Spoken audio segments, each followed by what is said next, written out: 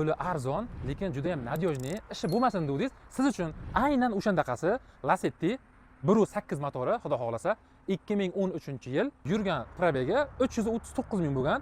Narxiga xudo xohlasa juda ham maza qilib olasizlar. Hozir narxini oxirida aytaman. Mashinamizda adashmasam o'zim ko'rib chiqdim, 40% ga yetar etmas kraskasi bor, lekin motorini yaqindagina motor qilganman, umuman yemaydi dedilar. Hadavellarni ham qildirib qo'yibman dedilar. Bitta so'z bilan aytganda, bexarajat mashin. Narxini esa $3950 qilib belgiladik, egalarini ko'ndirdik shu narxga.